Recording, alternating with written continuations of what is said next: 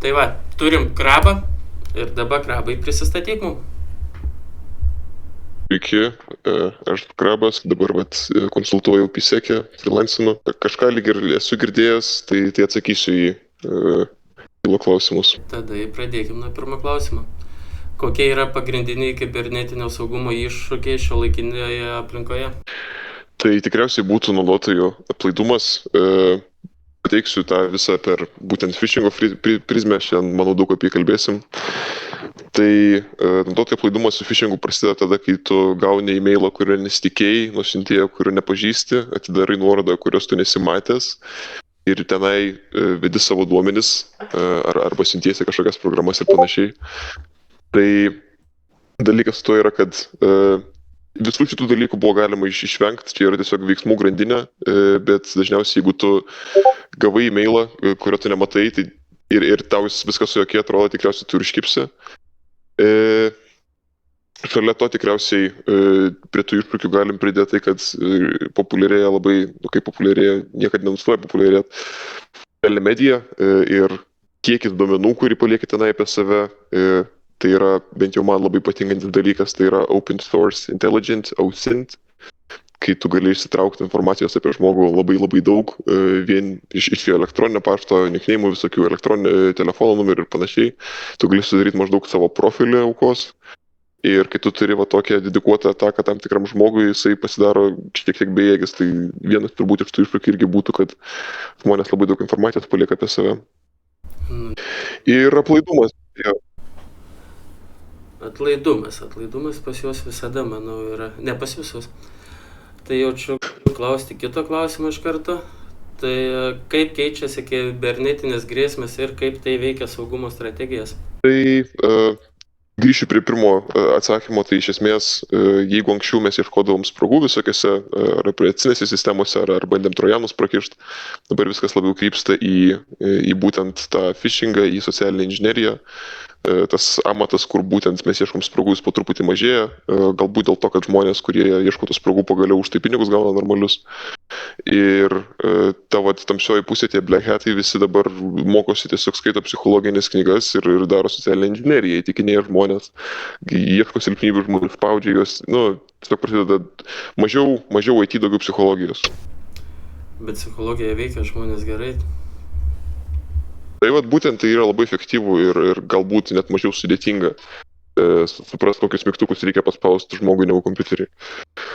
Kaip ten sako, kad nusikaltėliai turi geriausią psichologiją, alkoholikai ir nusikaltėliai. Kažką esu tokio girdėjęs. Jo, taip, pasižiūrėk ten, kiek žmonės kokias sumas sugeba pralošti 100 000 ir kiek sugeba pravartoti. Ta prasme, kai atsiranda kažkoks pas tave ar gyvenimo būdas, ar kažkas, tu kažkokias ribas pameti. Trečią klausimą. Kokie yra efektyviausi metodai kovojant su kenkėjiškomis programomis ir įsilaužėliais? Tai nuo kenkėjiškų programų labai svarbu yra atnaujinti savo antivirusinę.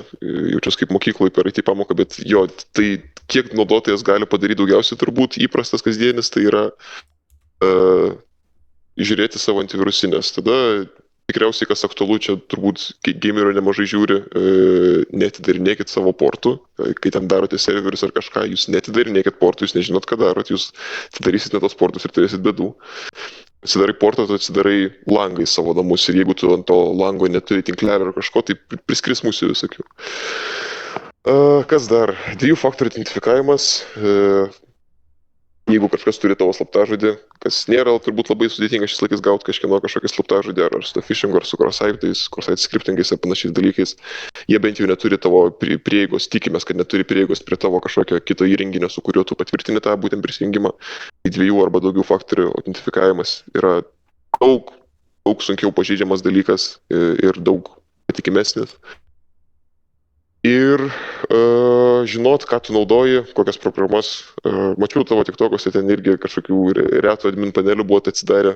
Tai norėjau paklausti, tu gavai exe failiuką ir tiesiog atsidarei, ar pildinais tą patį reto adminą? Yra, ta prasme, jis yra nupirktas ir pačiam reikėjo viską susibildinti.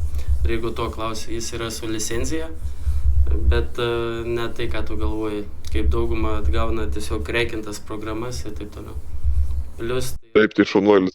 ir plius, jeigu būčiau gavęs Rexą, tai tiesiog būčiau naudojęs laptopę, kur nėra jokios informacijos, nieko.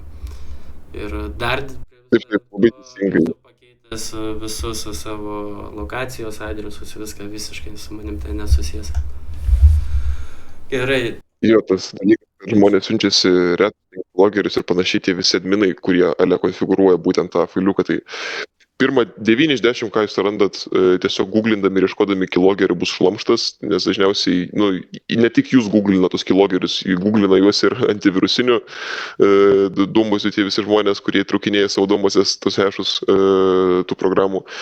Bet kai jūs tiesiog siunčiatės failą, tiesiog exe failą sukompailintą, kai jūs nežinot, ką jisai daro ir nesugebat normaliai jo debugint, jūs galite tiesiog patį trojaną parsisiųst paprasčiausia ir tai tas įrankis, su kuriuo jūs galvojat, kad jūs kūrėt kažkokius virusus, tikriausiai pas jūs nemaži šansai, kad pas jūs kažką negerai darys. Tai arba naudokitės programom, kurios yra iš tikrųjų patikimos, arba bildinkitės ją patys, žiūrėkit source kodą, skaitykit, kaip sudėti parduotuvį, skaitot prekių, tai source kodą irgi skaitykit. Čia dabar taip biškai nukrypsiu, bet žinau šitą bairį su retais. Ir jeigu nori turėti daug klientų, tai dedi YouTube žaidimų čytus, kad žaidimai čytai nemokamai geri. O kitas labai efektyvus dalykas vaikam. Vaikai sėdi prie tėvų kompiuterių, kur tėvai dirba. Saugo savo informaciją, jungiasi prie visko. Pasiūlyti kažkur tam pačiam GGB. Pilna GGB yra Discord token graberių. Ir tu, kaip sakai, parsisiunčia exe failą, jie atsidaro ten, taip, tas graberis ko gero veiks. Jie net nenutokia, kad visą informaciją nustylino tiesiog kažkoks styleris ir jie dar po to ir kitiem paduoda šitą greberį, sako, žiūrėk, čia geras, gali draugui pakišti. Taip, tai dėl to labai yra gerai, kad su trojanais dalykas, kad jie natūraliai plinta tiesiog, tu galvoji, kad jisai atliko savo funkciją, jis realiai ir atliko, gal jisai ten nugrebino tą Discordą tenai, gal jisai tavo Windows aktyvavo, gal jisai ten tavo draugų keylogerį įstatė, bet finale tai vis tiek tikriausiai gali būti trojanas ir turbūt mandresnis negu tu įsitikėjai, gal jisai tenai ir kažkokį ten bitcoiną stylerį, kad tu pervedinėsi kažkam bitcoiną pervesti į tam tikrą sąskaitą, kuri nėra ta, kurios norėjai, ar ten kažkokie prisijungimai į cookie stylerį ir tu milijoną dalykų gali parsisiųsti, tikėdamasis kažkam kitam pats pakenkti, ar ten sutaupyti kažkur su Windows aktyvavimais ir panašiai. Bitcoin graberį vieną bandžiau tyrinėti. Galvoju, kaip jis veikia, žinai, prasisiunčiau, bet aš jaučiu lievą buvau, atsiprašau, dantis skauda, lievą buvau prasisiuntęs, tai supranti, jis darė tiesiog, kai rašai Bitcoino walleto kodą, adresą, tiesiog staigiai, labai staigiai, perkeičia tą kodą į svetimo walleto adresą. Tai toksai gal... Tai tikriausiai su JavaScript veikia. Jo, tai gali būti, bet... Šitas buvo... Čia toks tinginių būdas, tu tiesiog identifikuoji lauką, kuris tikriausiai bus kažkoks skirtas walletui, bet jeigu tu žinai, kokią piniginę naudojasi kažkas, tu gali modifikuoti ne būtent JavaScript kažkokį įskiepį daryti, o užklausą išeinančią iš naršyklės. Tai pavyzdžiui, jeigu mes darom užklausą, kad mes šitam X walletui siunčiam tam tikrą kiekį to bitcoino, mes galim pačią užklausą pakeičiam tą iš X walleto į Y walletą ir tu gyvenime nežinosi, kad tu net neišsiuntei. Gerai, tada iššokam dabar kitą klausimą. Kaip įmonės turėtų rengti savo darbuotojus susidūrimui su kibernetinėmis grėsmėmis? Tikriausiai reiktų elgtis labai konservatyviai šitoje vietoje ir bent jau kiek aš asmeniai praktikoje taikau, tai asmeniai praktikoje mums reikia darbuotojas turėtų kuo mažiau teisių, kad jisai net norėdamas to negalėtų pakenkt, net norėdamas negalėtų eksportuoti visų duomenų ir panašių dalykų daryti, kad darbuotojai, kurie dirba su itin jautriais duomenimis, kad jie turėtų kažkokį supervisorių ir kažką, apie kurį jie net nežinotų. Galima paskaityti daug apie tas visas IT saugumo praktikas, ITILAS ir dar tas CCMI, man atrodo, tokius dalykus gerai aprašo, kaip reikia teisingai konfigūruoti. Bet dalykas tas, kad net jeigu tu viską darysi teisingai pagal tas visas praktikas, praktikas, pagal standartus taikysi ir viską nuo pamatų pasidarysi nuo A iki Z teisingai, vis tiek tavo silpniausia grandis visam šitam dalykė bus žmogus. Ir viskas, į ką tos praktikos yra būti nukreiptos, tai yra ne į sisteminio saugumo pusę, o į žmonių aplaidumą ir kaip galima būtent su to tvarkytis. Ir aišku, ten tikriausiai phishingo kampanijas visokias daryti įmonėse, kad ten žiūrėt, kokios statistikos yra, kiek jūsų darbuotojai primaigo, atsidarė e-mailus ir panašiai. Taip. Gerai, tada į kitą. Kokią rolę atlieka dirbtinis intelektas ir masinis mokinimas kibernetinio saugumo srityje? Tai turbūt dabar, ką greičiausiai galiu sugalvoti, yra būtent 3D apsaugos internetinėse parduotuvėse. Tai iš esmės, kai jūs perkate Amazon'e kažką ar Pigu LT ar kitur, jūs vedat savo vardą pavardę, kortelės numerį, galiojimo datą ir CVC. Visa tai gali suveikti be jokių patvirtinimų iš bankų reikalingų, ar ten Smart ID kodų ir panašiai. Tuo atveju, jeigu parduotuvė galvoja, kad jūs esat jūs ir išsiaiškinti, ar jūs esat jūs, yra labai sudėtinga. Mes turim daug visokių kintamųjų atskirti naudotojų elgesiui, mes galime žiūrėti, ar staiga neišsišoko iš naudotojų kategorijos kažkokias pasirinkimo, ar nepasikeitė tenai IP adresai ir panašiai. Mes stebim naudotojų elgesį, dedam visokius fingerprintus naudotojams, kad žinotume, kad čia būtent tas pats naudotojas. Žiūrim sesijų, tą nuoseklumą, prisijungimų ir panašiai. Ir ilgainiui mes galim susidėlioti, nuspręsti, ar tai yra tas žmogus, ar juo kažkas apsimetinėja. Ir būtent šitoje vietoje, kai yra tokie milžiniški duomenų srautai, mes turim tos apdoroti kažkaip didžiuosius duomenis. Ir šalia to turbūt ateina tas būtent dirbtinio intelekto kažkiek, kuris gali, kaip pasakyti, greitai ir nustatyti, ar tai yra būtent tas žmogus, ar kažką mes įtarėm ir prašom papildomų patvirtinimų. Apie dirbtinį intelektą dar čia girdėjau, kad dirbtinis intelektas padės apsisaugoti, bet jau kiti kalba, kad tas pats dirbtinis intelektas padės ir nulaužti. Kaip manai, kas čia bus? Neįdomus laikai ateina, kai tiesiog kompiuterį bandys laužinėti. Duodi užsakymą, jis daro. Jo, tikriausiai tas dalykas pasikeis, kad mes arčiau būsim tiesiog greičiau prieinama, tai virusai bus unikalesni, nes tiesiog žmonės galės paprašyti ChatGPT parašyti kažkokį ir panašiai. Ta turbūt numatė. Bet įdomi tema šita yra Chaos GPT, gal girdėjai tokį projektą. Chaos GPT yra ChatGPT, sakykime, pusbrolis. Jo esmė yra, kad Chaos GPT ieško būdų, kaip sunaikinti pasaulį. Ten yra Fanbai yra sukurtas dalykas, bet visas esmė yra, kad tenai yra paimtas GPT modelis ir jisai yra pakeistas ir jisai yra, kaip pasakyti, neturi apribojimų visų. Ir jisai kūrė ten visokius planus, ten teroristiniai išpuoliai, biologiniai ginklai ir panašiai, kaip jisai kūrė. Kas yra gražu, kad šalia to, neatsimenu, koks universitetas išleido jo priešą, tai tiesiog jo visus sprendimus, Chaos GPT siūlomus, tas gerasis modelis paima ir siūlo, kaip su jais reikia užkirstam kelią ir panašiai. Tai jeigu mes laikomės prielaidos, kad pasipils krūva naujų virusų dėl to, kad yra labiau prieinamas tas programavimas būtent dėl ChatGPT, tai manau, kad galima galbūt tuo ir tuo pačiu apsisaugot, nes vis tiek braižas yra kažkiek panašus tų visų būtent, kas iš ten pareina. Ir šalia to yra tai, kad dažniausiai žmonės, kuriems reikia kažkokio AI įrankio, kad pasirašytų programą, ne per geriausiai žinos, kaip su jai reikia elgtis ir kokios jos yra ribos ir panašiai. Supratau. Įdomiai buvo paklausyti, kad jie kovoja jau. Gerai, šokam prie kito. Kokia yra geriausia praktika, pavyzdžiai ir standartai kibernetinio saugumo srityje? Dviejų faktorių identifikavimas, kartosiuos visą laiką. Kuo daugiau faktorių, tuo saugumas didėja. Ir aš kalbu ne tik apie ten SMS žinutę, bet ir fizinius raktus ir panašiai. Tai šitas dalykas tikrai yra labai svarbus ir paprastas setapinti yra ir tai labai prideda didelis sluoksnis saugumui jūsų. Saugus šifravimas ten, kurie reikia, ypač įmonėse, kur yra jautrus duomenys, kur BDR baudos yra kosminės, arba jūs patys galite netekti krūvos pinigų dėl to, kad kažko nesaugojat, tai suprast, kaip veikia šifravimas, negalėtam pinigų. Nes dalykas su kibernetiniu saugumu yra, kad žmonės dažniausiai pradeda galvoti po to, kad kažkas atsitinka, o ne prieš jį. Ir teisinga konfiguracija.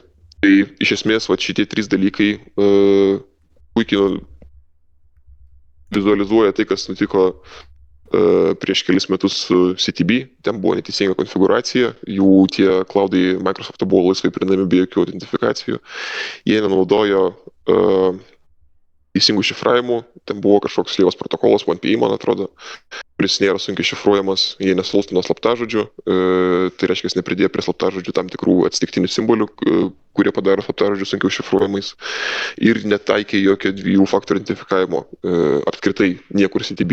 Dabar jie pradėjo ir paskui kanalą, man rodos, jie įsidegė. Taip.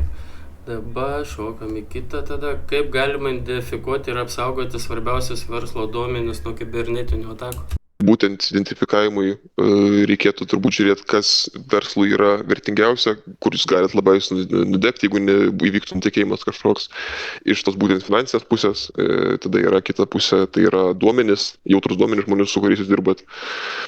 Tai BDR labai griežtai nurodo, kaip tie duomenys turi būti saugomi ir iš esmės laikantis tų visų gairių, ten nėra gairės, ten yra reikalavimai. Laikantis tų visų reikalavimų teisingai mažinat labai riziką galbūt, iš jų ir apskritai sumažėja rizika nutekėjimui. Galų gale net jeigu įvyktų kažkoks nutekėjimas, jeigu jūs tikrai teisingai laikėtės tų nuostatų naudų, bent jau baudų jokių nebūtų. Tai jo, manau, kad taip galima identifikuoti ir saugoti savo duomenis. Gerai, kitas. Dar, palauk, noriu grįžti prieš tai, kur buvo klausimas apie šitą apsaugą DUFA. Bet žmonės kažkodėl tingi. Kažkodėl tingi naudoti šitom papildomom apsaugom. Turit nuojautos, kodėl. Taigi tai nėra sunku. Nes mes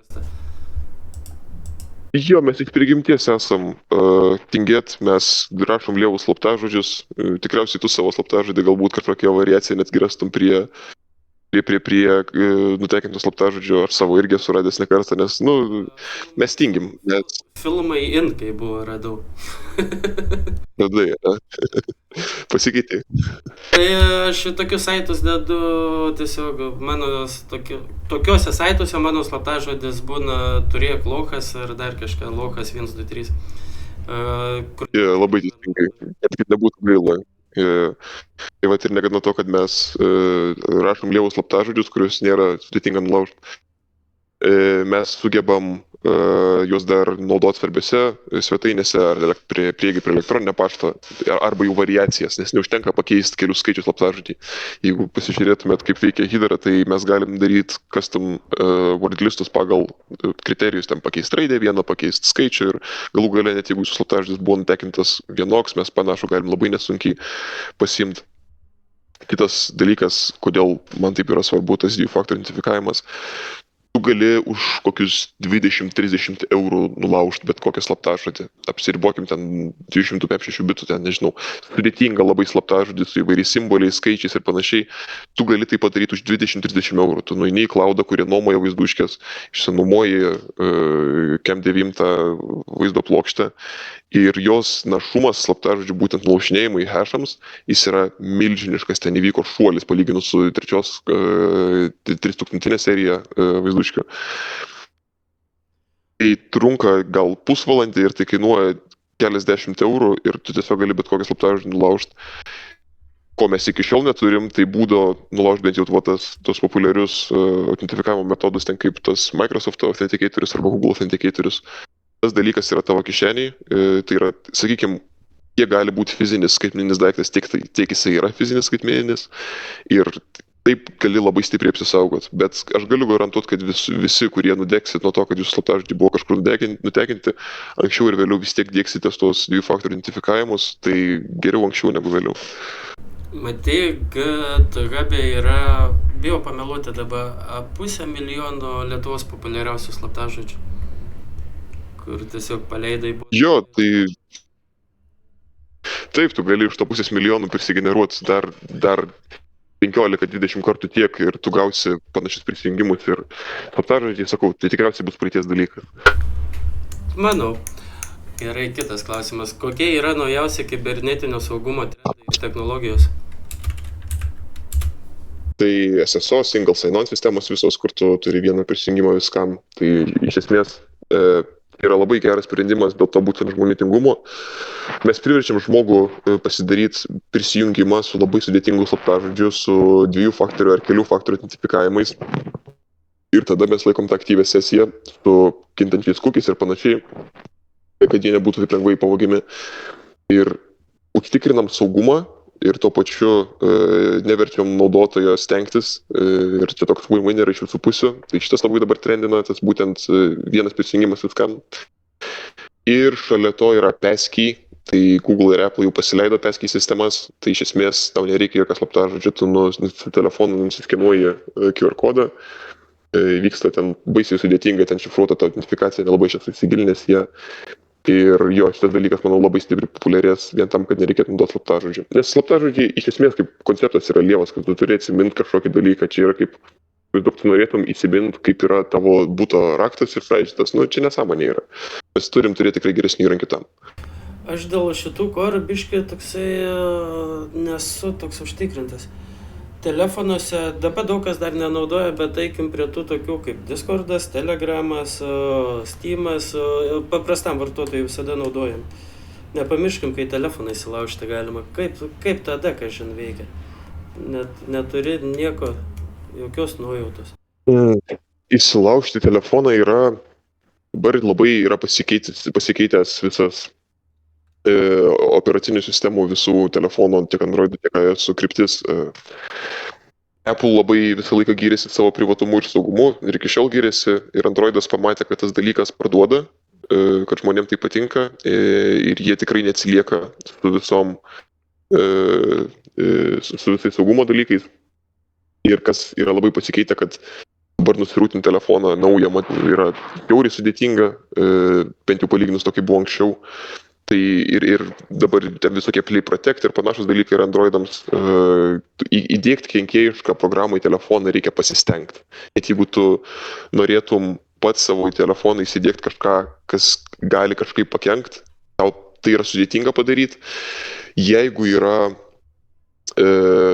mes norim tai padaryti be žmogaus sutikimo, tai yra dar sudėtingiau ir aš manau, kad tai turėtų būti labai, labai specifiniai panaudos atvejai, labai specifiniams individams, kai mes į kažką labai tikslingai taikomės, bet galiausiai aš nemanau, kad telefonas būtų būtent kelias į to žmogaus duomenis. Supratau. Šiaip esu matęs, bet aš jau esu labai senai matęs, kokie 4 metai atgal. Vienas asmo yra rodęs savo klientus, tai labai daug telefonų buvo. Bet, kaip aš sakau, tai senai kokie 4-5 metai, tai gal pasikeitė viskas. Ir dabar tada šokam į... Žinai, klausimas, kiek jisai buvo su tais telefonais, ką jisai, ar tu turi pilną prieigą tiesiog į būtent Androido tą kernelę? Taip, bet šito nežinau iš tikrųjų. Žinau, kad turėjau, mačiau, pats rodė, ta prasme, rodė tiesiog biblioteką savo. Gerai, tada paklausiu kito. Kaip įmonės ir asmenys gali susidaryti atsparumą nuolatiniam kibernetiniam grėsmėm? Tai įmonėms, manau, vertingiausia būtų tiesiog laikytis IT standartų, įsidėkti juos, laikytis jų, suprasti jų savybės, suprasti būtent pamatinę tą filosofiją, kodėl mes darom taip, o ne kitaip. Mokyti darbuotojus, phishingo kampanijos apriboti darbuotojų veiksmus, kiek yra įmanoma. Techninės pusės, tai asmenim privatiem svarbu labai yra atnaujinti savo programinę įrangą, antivirusinę, naudoti palaikomą programinę įrangą, naudoti programų, operacinių sistemų, kurios nebeturi saugos atnaujinimų. Supras būtent, kad antivirusinė nėra protinga ir ji neaptinka virusų ir savęs, jinai pažįsta virusą, kurį jau yra mačius, kuris yra duombazėje, tas būtent viruso hashas. Ir jeigu naudotojas atnaujina pastoviai tą savo duombazę, tiesiog galim tikėtis, kad jisai nepasigaus pačią pirmą tą virusą. Kita vertus, jeigu kažkas į kažką labai stipriai ir būtent taikosi kažkokį žmogų į jo kompiuterį, tu labai mažai ką gali padaryti, nes visur yra spragų, tavo routeris gali turėti spragų, tavo interneto tiekėjas gali kažko nesužiūrėti, gali būti portą kažkokį atsidaręs, kurio, ir mes rašysim tam tikrai žmogui, jeigu mes jau tiek dėmesio skiriam kodą būtent pagal jį, tą virusą, kažkokią kenkėjišką programinę įrangą, būtent pagal tą žmogų ir nieks neaptiks. Bet aš nemanau, kad plačioji auditorija yra tai, kuria yra aktyviai taikomasi. Tai iš esmės, ką jums užtenka daryti, tai tiesiog atnaujinkit savo antivirusinės, naudokit 2 faktorių identifikavimą. O ką manai apie šitas nemokamus antivirusinės? Kaip yra, kaip dabar šita, yra įkyrios labai, Avastas, man atrodo, yra labai įkyrios. Kokia? Jo, Avastas, Mekešy tenai. Nu, ką žinau, jie, kaip pasakyti, geriau negu nieko, turbūt Windows Defenderis yra geriau šitoje vietoje, bet žiūrint, nuo ko tu saugaisi, jeigu tu saugaisi nuo to trolinimo būtent, nuo visų kompų užrakinimų ten ir panašių dalykų, tiesiog darykis atsarginės kopijas ir gal net čia turbūt yra esmė. Jeigu tu saugaisi nuo duomenų vagysčių, nuo tiesiog kažkokios finansinės potencialios žalos, nežinau, retai įmonė naudoja nemokamą antivirusinę sistemą, arba nenaudoja jokios, tada naudoja Windowsus, arba jie moka didelius pinigus už tą apsaugą, bet sakau, geriau yra nemokama negu nieko, bet jeigu turi galimybę, bent jau išsirink geresnį produktą. Taip, dabar klausimai mano baigėsi. Dabar norėčiau paklausti apie terminą beef. Žinai tai? Ir kaip tai veikia? Jo, čia toks yra įrankis. Dalykas su beefu yra, kad aš stengiuosi nenaudoti įrankių, kurių aš pats nesurašęs, nes tie exploitai dažniausiai yra kažkaip atpažįstami ar pačios naršyklės ar panašiai. Tai net, kad sėkmingai panaudoti tą patį jau beefą pribildintą, jį kažkiek reikia vis tiek pakeisti, kad jisai nebūtų lengvai atpažintas. Bet iš esmės tai yra labai galingas įrankis. Jo principas yra toks, kad tu gauni nuorodą kažkokią ar e-mail ir kažkur ir atsidaręs tą nuorodą tavo ir naudojam visokias naršyklės, spragas ir pažeidžiamumus, mes galim susirinkti labai daug informacijos apie tą žmogų, galim jo kukius pasivogti, galim sukurti netikras sesijas prisijungimų tam lange, kad jisai prisijungtų ir panašiai. Tai beefas yra toks kaip šveicariškas peilis, tikriausiai jis labai daug panaudojimų turi ir jos tikrai yra iki šiai dienai aktualus, bet sakau, žmonės, kurie tikslingai kažko užsiema, dažniausiai rašosi savo programas su tam tikrais žmonės, kurie užsiema patys, jie gaminasi savo kirvį, o nenaudoja šveicarišką peilį. Jis kirvį iškart. Gerai. Tai gerai. O dabar apie phishingą. Galėtum kažką dar papasakoti plačiau apie phishingą? Kiek mes Lietuvoje susidurėm su phishingu, tai jis yra ne pats kokybiškiausias, mes tiesiog gaunam tą masinę žinutę, visi gaunam tą pačią, kad atsimk savo siuntą, mes tavo VMI tenai, baudą susimokėk ir panašiai. Tai jisai yra kiekybinis, o ne kokybinis iš esmės. Tai labai mažas procentas žmonių užkimbant tokių dalykų. Mes net galim atsifiltruoti, kiek žmonių užkipstant jo ten buvo vasarą su siuntom. Tai tipo žinutės, kad atėjo siunta ir su nuoroda. Jis buvo juokinga, kad ta žinutė pati turėjo klaidą, rašybos tiesiog 2 raidės dubliuotos. Tai tokiu metodu mes galim pasižiūrėti, kiek apskritai žmonių lysi tą nuorodą, nes įprastas žmogus pamatęs klaidą, jam iškart kils įtarimas ir jisai atsitrauks nuo to, bet žiaupliukas nepastebės tos klaidos ir mes jau žinom, kad jisai yra žioplas, tikriausiai su juo bus daug lengviau dirbti. Kas yra daug efektyviau už phishingą, tai yra spear phishingas, kai mes turim biškį daugiau informacijos apie duomenis. Tai sakykime, aš gaunu tavo telefono numerį iš kažkur, aš pagal tavo telefono numerį sausintų, išsiaiškinu tavo vardą pavardę, galbūt mokyklą, kurią baigiai, galbūt kas yra tavo draugai, pažįstami, gal kažkokį adresą randu darbovietę. Sakykime, aš randu tavo darbovietę, parašau, kad siunta, tarkim, yra į tavo darbovietę, kažkokia ateina ir va dabar, sakykime, kiek tau bus įtikinamiau, kai tu gausi žinutę, kad Benai, adresu ten Povilaičio gatvė 15 yra siunta užstrigo muitiniai, sumokėk ten 3 eurus, kad jinai išvažiuotų toliau. Tu matai adresą pažįstamą, tu matai savo vardą, tau išsijungia, apsauga tavo, nuleidi savo gynybą savo išjungi, žinai. Ir, tada, kai tu kiekybiškai taikysi žmonės, daug daugiau didesnį procentalumą turi užkibimo. Ir tai labai palengvina tai, kad, sakau, žmonės viešina savo duomenis ir būtent tos nutekintos duombazės su žmonių adresais, su jų asmens kodais ir panašiais dalykais tau suteikia tokio, žinai, asmeniškumo tai atakai ir tada jinai turi daug didesnę galią. Taip. Man keista, kaip dar kalėjimuose žmonės naudoja skambučius, o ne phishingus. Visi žinom, kad jie ten turi internetus, viską ir kažkaip nesigirdi dar, kad jie tai to užsiimtų kažkodėl. Jie skambinėja. Čia yra tas pats Jo, tas pats phishingas, tik tai skambinėjimai, ten apsimeta banko konsultantais ir panašiais dalykais. Principas labai panašus, tik tai pas juos yra grina socialinė inžinierija. Ten metodikos biškai skiriasi, bet principas panašus lieka. Čia turbūt yra dar klausimas man, kodėl apskritai yra ryšys kalėjime. Aš šito nesuvokiu. Tai būtų pastovus, tai jaučiu būtų dar blogiau ten. Ką jaučiu? Paklausiau visko, nebent kažką dar turi pridurti. 30 minučių O, lyg ir ne. Dėkui už klausimus. Tikrai nesitikėjau, kad pirmas žmogus atėjęs iš TikToko šitiek žinos, nes tikrai nesitikėjau. Labai tau ačiū. Tikrai dėkui.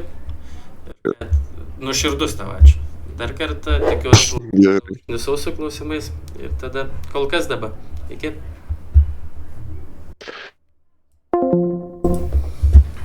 Ką? Pabaigiam ir dabar paklausė, tikiuosi patiko. Kol kas. See ya.